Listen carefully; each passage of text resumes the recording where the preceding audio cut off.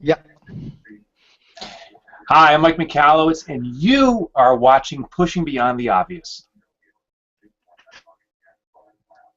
taking time and talking to us today. As I was telling you earlier, I've been on the sidelines and watching and reading the kind of as well as on your blog. So thanks a lot for taking time and talking to me today. Oh, it's my pleasure. I'm happy. Thank God for technology. The fact we can connect across the planet is just really cool. That's right. I mean, me sitting here in India, you sitting there in the US, it's amazing what technology can actually do, right? No, it really can. It really can. We can see each other, and for all the glitches and problems that technology has, it's really bringing the world together in such cool ways. Yeah, that's right. So before we move forward, Mike, for people who don't know you, there should not be many of my listeners who don't know you, Good, but good. still, but still, could you please introduce yourself and the body of work that you have done so far? Sure, sure. So again, my name is Mike Michalowicz. I'm an author here in the U.S. Of three business books. My first book's called The Toilet Paper Entrepreneur, and I wrote The Pumpkin Plan about business growth, and then my most recent book's Profit First. A little bit about my background is I'm an entrepreneur now of almost 25 years. Started my first business right when I graduated college, and never became an employee for a company except for a short period of time because I sold one of my businesses to a company that I had to work for then. But love the entrepreneurial story. I've been through every kind of struggle that exists. In fact, most of my business life has been the hard parts, financial struggle or other types, but there's been many high points too. And about 6 years ago, I decided that I'm going to now commit the rest of my life, or the rest of my foreseeable life, career-wise, to being an author and to share with people all the stuff I've learned about entrepreneurship, but also I interview countless entrepreneurs myself, just like you do, and learn all the stuff that's going on and then put it into books. Super. So you mentioned three books that you've written, right? So let's Uh, quickly talk about each Sure. I'm just glad I got him behind me right here. Surprise, surprise. one. Yeah. Yeah. So, if you could just quickly talk about each one of them in the way you wrote them. So, the first Sure. was Toilet Paper Entrepreneur, right? So, what Yeah, was so that about? this is the first book. It's called Toilet Paper Entrepreneur. I wrote this back in 2008, and what I came to realize, and all my books are written like this, is that there's certain paradigms or beliefs, human-wide beliefs that exist, and they may not be right. For a long time, humankind thought that the world was flat. I mean, so much so that we used to paint little dragons and sea monsters in the corner of the ocean just to dissuade people from taking their boats out there because they may fall off the edge of the earth. And then all of a sudden, we changed our opinion about that, and it connected, for those times, it connected the world for commerce. Well, with this book, I realized that most people believe that it takes money to make money. That if you want to get a business going, you got to get funding like Google did, or Facebook, or Zoho, or any of these companies. They come together and they need to be funded. I found that the vast majority of entrepreneurs don't do that, and I found the vast majority of successful businesses don't have funding. It's actually that they bootstrap. So in this book, I wrote all the principles for bootstrapping. I gave it an edgy title, Toilet Paper Entrepreneur, partly to get exposure, but also partly just so that people would relate to the kind of the dirty side of entrepreneurship. So that's what that book's about. This one's called The Pumpkin Plan. And in the Pumpkin Plan, I don't know if you can see the picture there. This is a city skyline like New York or something like that. And there's a giant pumpkin in it. And the idea with this book was I challenged the belief that you have what's called a captive audience, and you need that to grow, which means if you're a client of mine, you're a captive audience, I can now sell you more things. And to grow my business, I just offer you more things, and you're likely to buy it because you're my best customer. In this book, I wrote actually how it's getting rid of customers that sparks growth. So I studied all these different companies, looked at my own experiences too, and found that as I became more and more devoted to one type of customer, offering fewer things to them, that I started becoming a specialist and started growing explosively. So one takeaway a lot of people get from this book is to grow, you actually have to fire clients. You have to fire stuff that you have that you've been doing that helped in the beginning but doesn't help anymore. And the reason I talk about pumpkins is I studied pumpkin farmers. There's pumpkin farmers in India. They're here in the U.S. They're all over. And there's a small faction of pumpkin farmers that grow what's called colossal pumpkins, pumpkins that can weigh a ton. And so these farmers use the same principles that entrepreneurs use to grow colossal businesses. So I run this analogy between what pumpkin farmers do and what successful entrepreneurs do. And then the last book, this is my most recent book. It just came out about 2-3 months ago. It's called Profit First. And in this one, I challenged GAAP accounting. And GAAP accounting stands for Generally Accepted Accounting Principles. It's the standard accounting principle here in the U.S., but every entrepreneur I've met from every single country follows GAAP. Now, they don't call it GAAP, but the formula is this: sales minus expenses equals profit. Right? So you sell as much as you can, you subtract your expenses, excuse me, and the remainder is profit. Well, as I was looking at that, I was wondering, well, how come so many businesses are struggling? If that's the formula, how come so many businesses don't have a profit? So I looked at it and studied the formula and found out the formula is flawed. Logically it makes sense, but it doesn't match human behavior. And it's natural human behavior to put the emphasis on what we see first and to put less emphasis or no emphasis on what's at the end. And in that formula, profit's the last thing. So it's a leftover. It's, in fact, a leftover. It's a forgotten piece. So in this book, I argue why we need to take our profit first.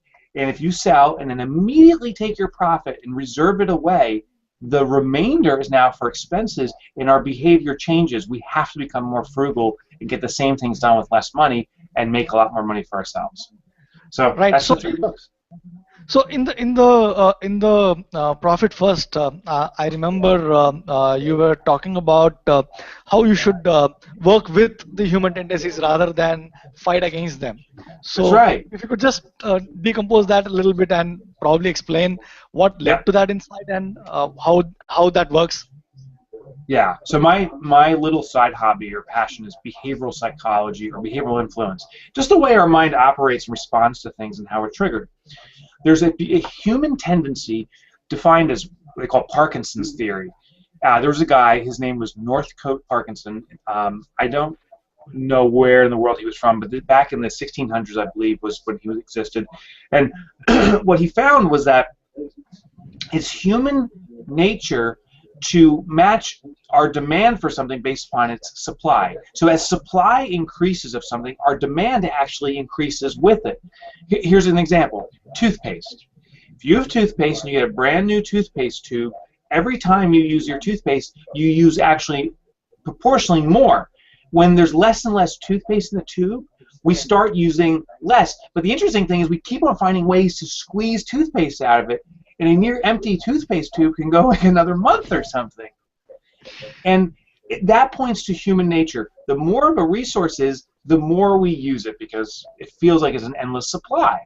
And this is true for toothpaste, but it's also true for time. Like, for example, say you and I, Mukesh, were discussing a proposal.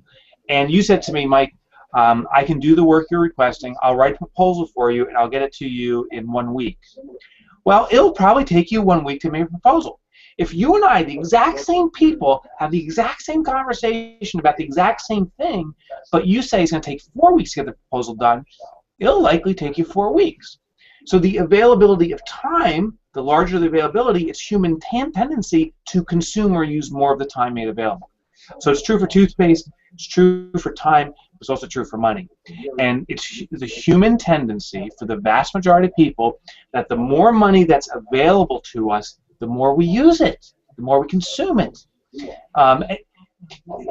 So a classic example is you can just look at all those rich people that you see in your neighborhood or in your countryside.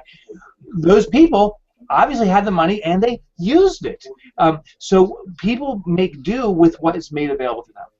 Well, this becomes a problem because most people use all the money that's coming in, but if the money ever slips down or slows down, now they have achieved this new level of spending.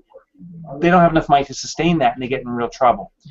Most businesses run this way. As our sales increase, our costs go right up with it, almost the exact same rate. And if sales dip for a little bit, we panic because there's not enough money. Most entrepreneurs too, most business owners, we have one bank account. So every morning we log into our bank account, we see what the balance is, and then we see if there's a lot of money in there because some deposits came in. We think business is great, and we spend the money. If no money's in there, we panic. We make collection calls and stuff like that. So that's what the theory is, leverages the fact that human tendency to use what's made available. So therefore, don't make it available to ourselves, and then we will make do with what remains.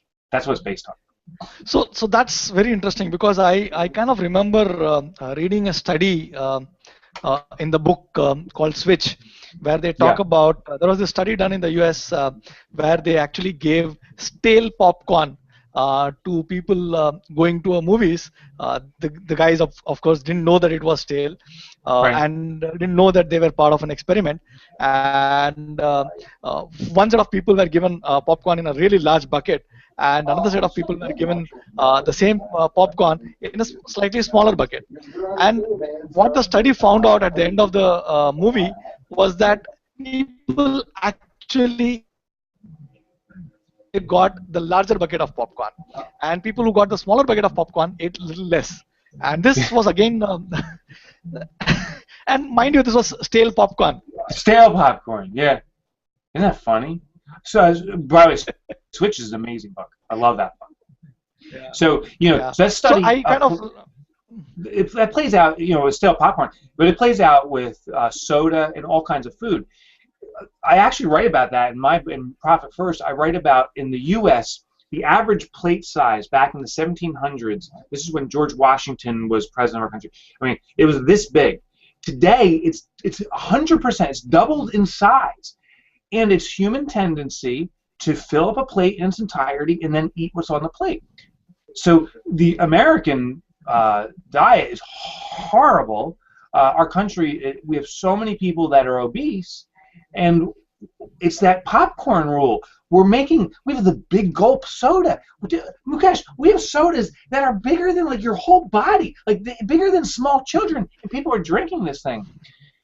By changing the size, it works with our Parkinson's theory. Our behavior will actually fit and comply with what's made available. And the changes are dramatic.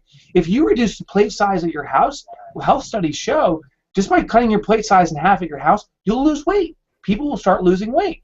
Nothing else has to change. Just change the guardrails around it, Yeah, and I think that's exactly what you're talking about in your Profit First book as well, which is to shrink the money available for you to spend in order to keep your business running. That's that right? Exactly it. That's exactly it. And here's the trick: you have to remove temptation.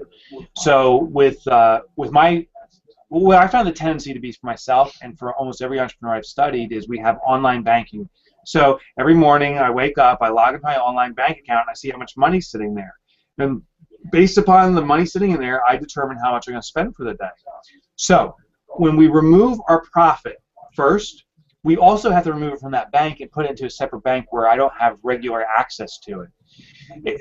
It's just like any treat you like. Actually, so I'm addicted to Indian food. If there's any kind of Indian dessert, and there's very sweet desserts in the house, because my good friend is from Sri Lanka. He brings by Indian treats all the time. I'm like, dude, I can't stop eating this stuff. Please.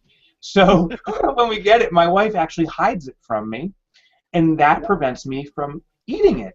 So it sounds a little bit childish, but willpower can only go so far when it comes to treats, when it comes to anything, and when it comes to money. Willpower won't get us past this. So we have to take that money at profit first, hide it away, so that we ourselves can't get access to it, not easily, and then we'll live off of what remains. So what you're saying is the Profit First formula is your income minus profit is equal to expenses. Yes, that's exactly it. We flipped the formula, and as I tell accountants this, Mukesh, they're like, no, you're wrong. No, that's not the formula. I'm like, that is the formula. And I get challenged on it, but because mathematically, we're just swapping variables. It actually is the same thing. Logically, it gets the same numbers, but it's the sequence that matters. So it changes the behavioral pattern. And people think this is crazy. I mean, look at your income statement. You have your top line, and you have your costs of goods sold, you have your labor, you have your materials or whatever services, blah, blah, blah, all the way down. You have taxes to the government. The very bottom is profit. So I'm saying, no, take that profit line and move it to the top, right on below income. And people think that's absurd because it's never been done that way. You know, no one's. But the world's been around forever. No one's ever done accounting that way. It can't be right. And I'm like, we humanity thought the world was flat. We were convinced the world was flat. And when the first person said the world's round, they killed the person. They killed him and said, you're an idiot. It's flat. We have to realize we as humanity get addicted to axioms. We get addicted to truths that exist, not because they're true, just because everyone's saying it. So we got to change this formula around, and I'm getting a lot of resistance from people until someone catches on, and now that person says, oh yeah, this is the formula. Now more and more people are becoming believers, but the world hasn't changed just yet. I know. I mean, in fact, just to extend what you just said, I was actually reading about this physicist who actually discovered that ulcer was caused by bacteria. This guy actually, in order to prove that ulcer is caused by bacteria, he drank a liquid which was full of bacteria to show that he gets ulcer because of bacteria. And despite that, having proven on himself, it took the medical world about 30 years to acknowledge and give him a Nobel Prize, saying that yes, ulcers are caused by bacteria. 30 years after having proven it. Isn't that insane? Mukesh, it's funny. I have a similar experience. I met with an accountant, told him about this process. He said, nah, it doesn't work. His client reached out to me, didn't even know I talked to his accountant, about 2 months later because the guy read the book and said, I want to do this. This works. I said, I know your accountant, just by chance. I said, he doesn't believe in it. He's like, well, I'll talk to him. The client calls the accountant. The accountant says, oh, my God, this does not work, Jim. It's the client. But he's like, you know what? I'll come out and we'll go through it. This is about a week ago. We went through the process. We analyzed the guy's books. We implemented profit first. After 1 week, he actually allocated profit, and his business is starting to change. And the accountant's like, nah, he goes, it's a fluke. Maybe it's starting to work for him, but it doesn't work in general. So I asked the accountant, I'm like, well, how many clients do you have right now? He said, I have about 200. And I said, well, how many are profitable? And he goes, well, you know, maybe 20. Most people are break even. Most companies barely are making it. And like, you have to understand, you've been running them under this process for so long that's not working, and you're trying to do more of it. We have one client after 1 week who, by the way, his client has never had a profit before. After 1 week, he's allocated money to a profit, and he started cutting expenses. Why don't you try us with some more? He's like, because that's not the way it's done, Mike. It just points to how we get so entrenched in doing things a certain way, even if they're not working for us. We're comfortable in just repeating and repeating and repeating. All right. So I completely understand. So I also very intuitively understand the profit first method, way of working, because I remember my grandmom and my grandfather. My grandfather used to run his own business, and every day when he came back home, he used to bring money and give it to his wife, which was my grandmom. And what she used to do was, she had some 4 different purses, small little purses, in which she used to put money in, saying that, no, okay, this is for my elder son's education, this money is going for my elder daughter's marriage, this money is going for my youngest daughter's marriage. And that kind of accumulated, and I mean, in all, for all practical purposes, that's exactly what we are talking about. I mean, it's exactly what I'm talking about. It's so funny. So maybe all grandmas are like this, because my grandmother, same thing. She had 4 envelopes, just mailing envelopes.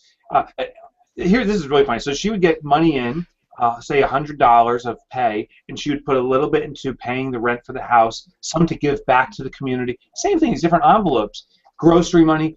And I remember there was always enough grocery money. And the funny thing is, it didn't mean it was always the same amount. Sometimes, like, she was sick and she couldn't work, there was less in there. Other times she worked overtime, there was more in there. But there was always enough, because whatever was in the grocery envelope was all that was available. So sometimes we were just eating rice. Other times, it was a nice chicken dinner. It all depended on what was in there. But the funny thing is, she even had one envelope that she hid. She hid. So she had her 4 envelopes. I didn't realize there was a 5th envelope in her sewing kit under the bottom in a fake lining, and that was her fun money. And the money would get tucked away, and once every 5 or 6 months, Grandma would go on a little 2-3 day vacation with her fun money. So this principle, this is nothing new. It's been around forever. It's pay yourself first. The thing is, it hasn't been done by entrepreneurs, and that's what I'm trying to force. Like, we as the entrepreneurial community need to embrace this. This is the system that works. So let's take an example. Okay, so let's take an entrepreneur. He's running his business as per the generally acceptable accounting principle, and he wants to start implementing profit first. So where should he start? Maybe I know the book actually gives a very detailed step-by-step evaluation and a step-by-step process. But for someone who only, let's say for example, has 2 hours or 3 hours today, he wants to set aside and start working, implementing profit first, what should they do? Yeah, so the first thing is do it today. As you say, get started today. And the very first step is to set up multiple accounts with your bank. So this is your grandma's envelopes or purse system where she had these multiple pockets. Do the Mukesh grandma accounting. Go to your bank, instead of having 1 account or 2 accounts, set up 5 or 6. I suggest everyone has an income account specifically to collect money. That's it. All that happens is money goes in here. Then we have a profit account, a owner's pay account. As an owner of the business, you must get paid. You're the most important employee we have. A tax account. Everyone has tax responsibilities. And then an operating expenses account to run your business on.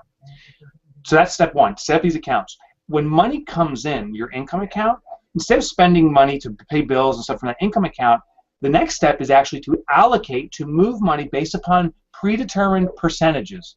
I call these TAPs, or target allocation percentages. But based upon predetermined percentages, we move money into these different accounts. So you may say, starting today, I'm going to run a 10% profit. That's my intention. I'm going to pay myself upwards of 20% of the income coming into this business goes to me. 10% I'm going to reserve for taxes that I personally have to pay or my business has to pay. And then the remainder, which I think is about 50%, goes into operating expenses. So then when money comes into your income account, every time the money comes in there, transfer it and spread it out among these 4 purses. And now you'll very quickly be able to see where your money is and what the purpose is for that money. That's the first thing you should do right today. It's so easy. It'll take less than an hour, I hope, to get those accounts set up. Interesting. And so you also in the book talk about the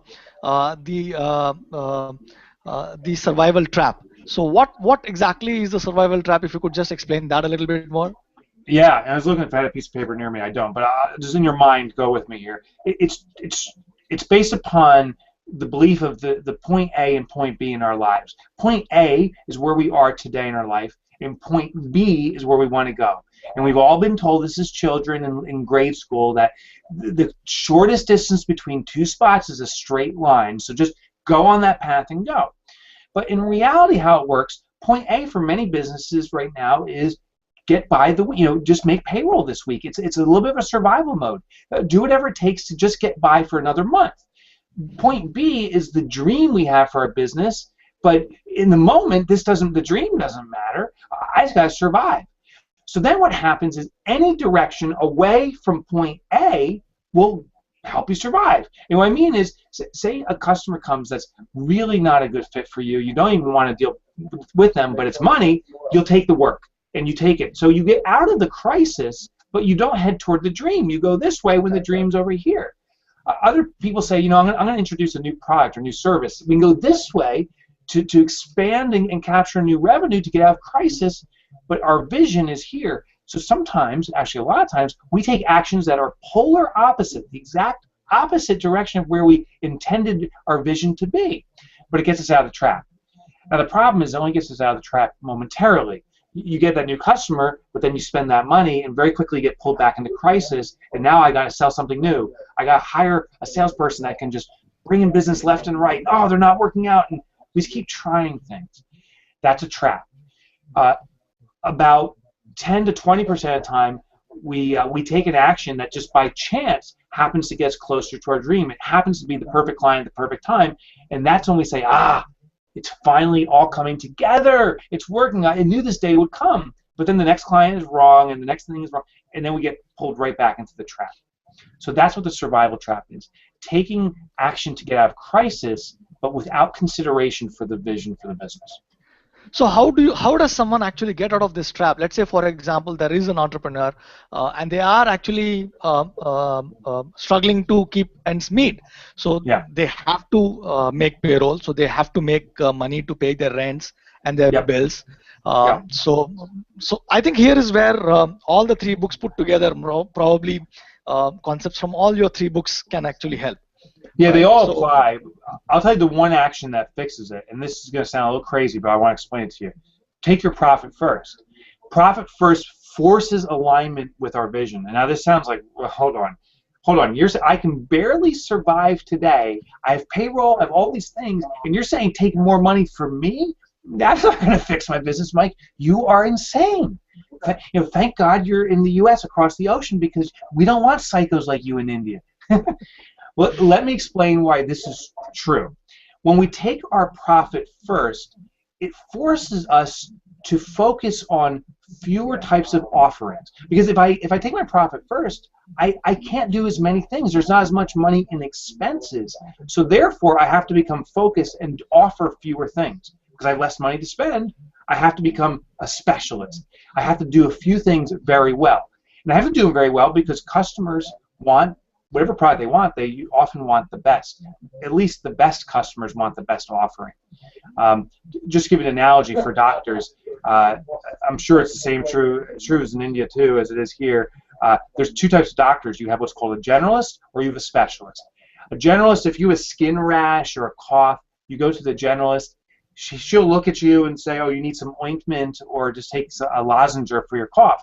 Or she'll look at that and say, that's precancerous. You need to go to a cancer specialist. Or that cough, she'll say, that's actually looks like it's an indicator of heart disease. You need to go to a heart specialist. Then when you go to a heart specialist, the whole game changes, because the generalist can charge you like maybe a $10 copay or $50 like just to get this stuff. But when you go to the specialist and I have cancer, I will find ways to pay whatever I have to survive this, because my life's on the line. If it's my heart disease, I will pay whatever it takes. So in the U.S., specialists make usually 10 to 50 times more money than the generalist practitioner. And here's how the psychology works. A generalist attracts the general audience. A specialist attracts clients with special needs. And clients with special needs pay a massive premium. Now, this is true in our business too. As we start focusing on profit first, we have to offer fewer things, which means we have to become more specialized at those things to get them done efficiently, because we don't have as much money. When you have less money to do it efficiently, you become a specialist. As a specialist, you attract customers with special needs. So you actually start attracting the best customers that are willing to pay a massive premium. And once you start attracting the best customers who are willing to pay a massive premium for what you do, you become more and more specialized, and that actually forces you to become aligned with your vision.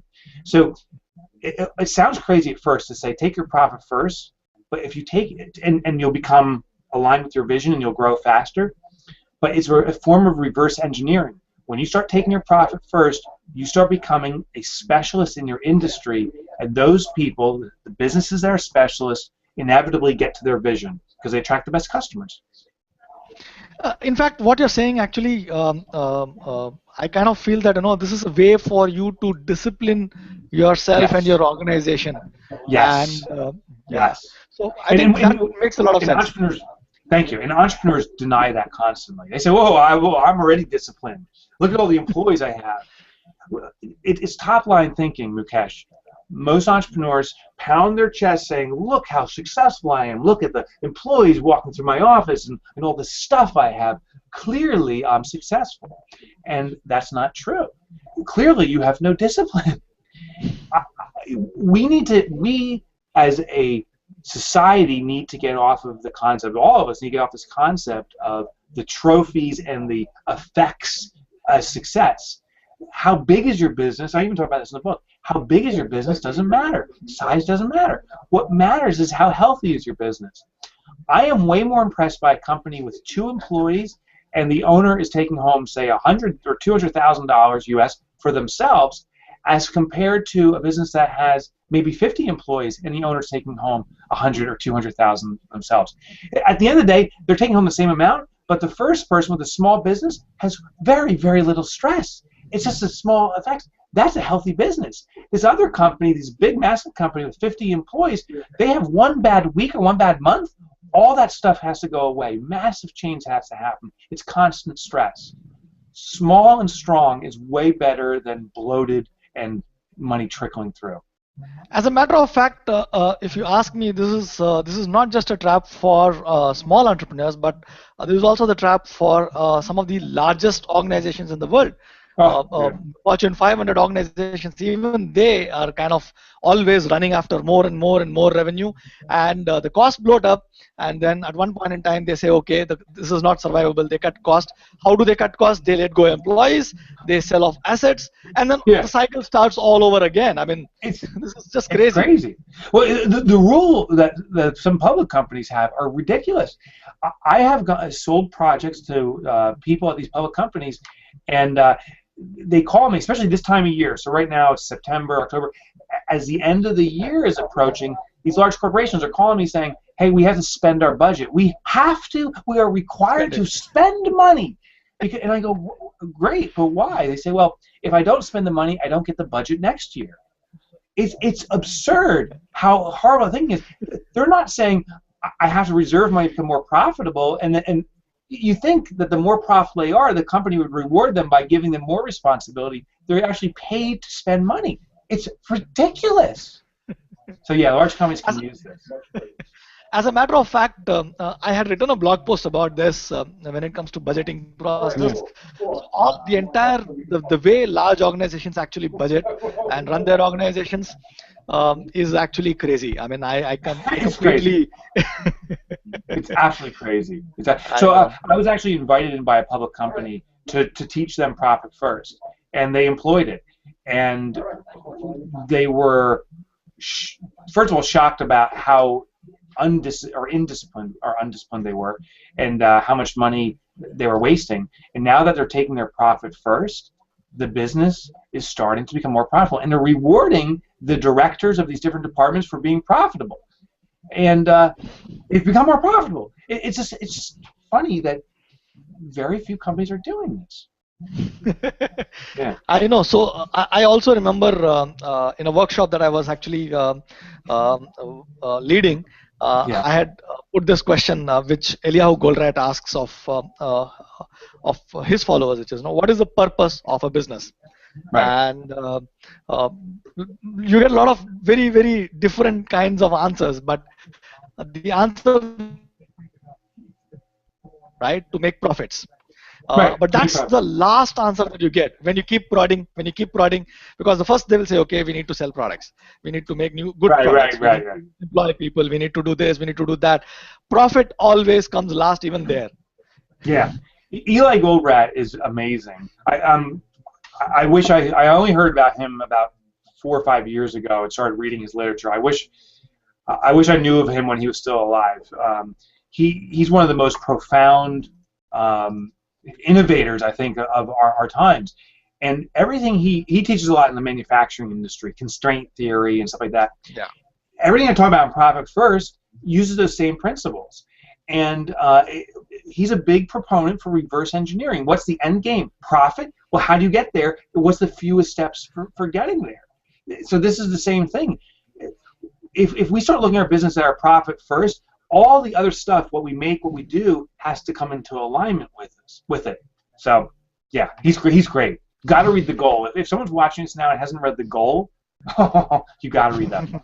That's a good book. I know. So I've read all of his books, and I'm very, very impressed and very, very influenced by his way of thinking and approaching any problem that you need to solve.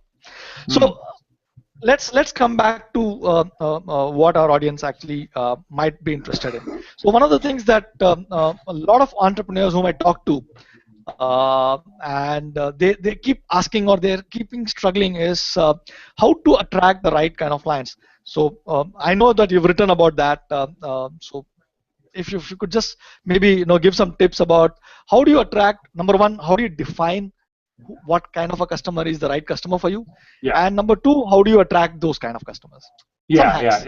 yeah. So here's some hacks. So I actually write about this a lot in the Pumpkin Plan, and here's the simple process. If you have existing clients, and chances are you have some, you need to evaluate your existing clients. And what you do is you sort your clients out first by revenue they're generating for you. The clients that are paying you more money, the rule of thumb is this: people speak the truth through their actions, not through our words. So if someone says, oh, I like what your service is about, I like what you're doing, it doesn't matter. What matters is customers that come back to you and buy from you repeatedly are showing through their behavior that they like what you are doing. I say that people speak the truth through their wallets, not their words. So first, sort your clients by revenue. The people at the top of that list, the most revenue, are indicating through their behavior they like you. But the second component, I call it the cringe factor. When you look at that client's name on that list, are you smiling, or are you like, oh, I hate these people? If you don't like them, make a frowny face. If you do like them, give a smiley face. It's at the intersection of the people that pay you the most, they're demonstrating they like you, and you like, smiley face, that are your best clients. Because you can have a client that pays you a lot of money, but they're a jerk. They're hard to deal with. They're nasty. You don't want more people like them. So now you've identified your best client, you have to now get inside their mindset. I like to take people out to lunch, but meet over Skype. Get inside their mindset and ask them about themselves with the objective of learning more about them than they even know about themselves. And I found there's actually 3 key questions. If you want to clone your best clients and get more of them, and that's the objective, there's 3 questions you need to ask. First one is ask your clients, what are you doing right? Now here's what's important about that question. When I go to my best customer and say, what am I doing right? I remember this one customer said, Mike, this is when I did computer technology. He says, you send your technicians on site and fix problems usually within a couple hours. That's great. Now here's the thing. When a customer says what you're doing right, they're not telling you what they're doing right. They're telling you what they're paying attention to, what they're observing. So when that client told me you get on site within 2 hours, I said, okay, he pays attention how quickly I get on site. I'm going to find a way to get my technicians on site faster, and I did. And of course he noticed. He told me he would notice. The second question asks is, what am I doing wrong? Now the thing is, if I ask you, what's wrong about me, it's socially inappropriate. You won't really tell me. But if we talk about the industry, someone that's not in the room, now we can have a candid conversation. So I go to my best customers and say, what's wrong with, this is why it's the computer industry, what's wrong with the computer industry? You worked with lots of computer companies, and they say, oh, well, I remember this one company, they would charge so much money for certain things, it was a total ripoff. And I said, oh, okay, I got to pay attention to that. So he's telling me the things that are really wrong with me, but because it's the person outside the room, he can speak candidly. The third question is to ask your best clients about the other vendors they use. So I told my clients, I'm probably not your only computer guy. You probably, I'm not your only vendor. I know you have probably an office cleaning company and all these other companies. I like to get introduced to them. Could you tell me about them? And your customers, by the way, will probably say, why do you want to know about these other customers? And you say, well, our other vendors. If I network with your other vendors and we build relationships, we can collaborate and serve you better. Maybe when I'm installing my computer cables, the vacuuming guy, the cables are in the way, so we can collaborate. Well, that client will then introduce you to other vendors, and those vendors have access to clients just like your best client. You already share one client, they have access probably to other clients. And by asking those 3 questions, and there's more you can do too, is you'll start to learn about your best customer, you'll start to access the most important network that exists, your best customers' vendors. We would say maybe you have 2. Birds of a feather flock together, meaning one type of customer is related to customers just like them, often through channels like their vendors. So if you get access to that vendor network, that's where you're going to find other best customers, and that's how you find them and grow. Very interesting. So let's again come back to another question that a lot of entrepreneurs actually ask. Entrepreneurs who actually are bootstrapping, right? So how do you stay afloat when you're not able to make money? So are there any hacks that you could recommend for them or suggest for them? Well, you have to live within your means. So you still take your profit first. If you're just starting up and you have very little money coming in, take your profit first. So much. I was doing a speech on profit first last week in New York City, and there's 50, 60 people in the room, and I'm just explaining the process, and this one woman raised her hand and says, I want to do profit first, but I don't have any money yet. Nothing's come in. I took $1 out of my pocket. I gave her $1. I said, here, you just made $1. Now you have to do profit first. Because I know it represents pennies, it represents nothing. What's important is establishing this behavior. So if you have no money coming in, it's easy to say, I'm not ready for this. I'm not ready to grow yet.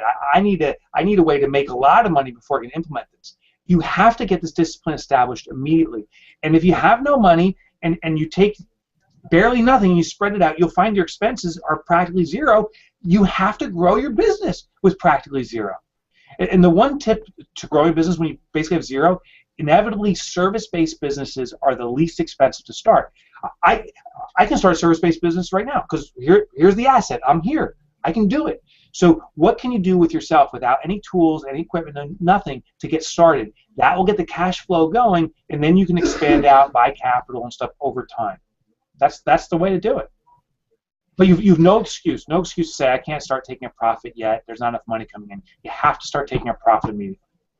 As a matter of fact, I think the earlier that you start using the system, the better it is, because the kind of momentum that you can build as you go along and the discipline right from the start is much easier to kind of continue, because that becomes the status quo. Right? That's exactly right. That's exactly right. Very nice. So, Mike, I ask all my guests one last question, which I think we are also nearing the time that we have for today. Sure. One thing which is so obvious when you interact with entrepreneurs, but still they miss, that you would like to bring up today, since the show is called Pushing Beyond the Obvious. So. Yeah. So there's a saying. I don't know if you can see this picture back here, but I have different sayings on my wall. I call this my board of advisors. This picture says, be yourself. Everyone else is already taken. This was said by Oscar Wilde, an English fellow from the 1800s. And let me just repeat how important this is. Be yourself. Everyone else is already taken. It's the natural propensity of entrepreneurs to copy others, to be better than the competition. I look at your website and say, oh, he's got a good website. I'm going to copy it and make it better for me, and that's how I win. But the thing is, I lose my authenticity. I'm not myself. The biggest advantage every single human being has on this planet is the fact that there's no one else like us. We have different stories, different backgrounds, different elements that make us truly unique. It's the entrepreneur that exploits that, their uniqueness, that are the most successful. And I'll give you one quick example. Steve Jobs, everyone likes to talk about Apple. Steve Jobs had a true uniqueness about him that no one else had, and it was his phobia of buttons. You'll never see a picture of Steve Jobs with anything but that freaking turtleneck on because he was afraid of buttons. It's true. Check it out. Check it out. Well, if you look at his products, I have an old iPhone here, but you'll see they're basically buttonless. There's one little button down here, but they're basically buttonless. He exploited his fear of buttons and made technology that blended with art. The Apple mouse, no buttons, where other products have tons of buttons. So my point is this: whatever makes you unique, do more of that. Exploit the fact that no one's like you. That's just too good. And I must say that you embody that yourself as well. Thanks, brother. The website that you have, the kind of videos that you do. I listened to your book Profit First on Audible, and I must say that it was a thoroughly and enjoyable listen. You add in a little bit of perkiness, and you bring in your own self in the Audible book as well, which is something which I've not seen. I've listened to maybe about 12, 13 books now on Audible. I can only relate 2 books. One is yours, and there is another which is by Benjamin Zanders called The Art of Possibility, in which he's blended a lot of his own music in the book itself, which makes it really, really interesting. That's cool. That's cool. So thanks a lot, Mike, for talking to us today. I'm sure that the entrepreneurs who are listening to this show have a lot of very, very interesting nuggets that they can go back and actually start putting to use today. I Yeah, hope they do yeah. it today. Do it today. Do it today. That's right, brother. Yeah, thanks a lot, Mike. Thank you. Take care. It's nice meeting you. Take care. Bye.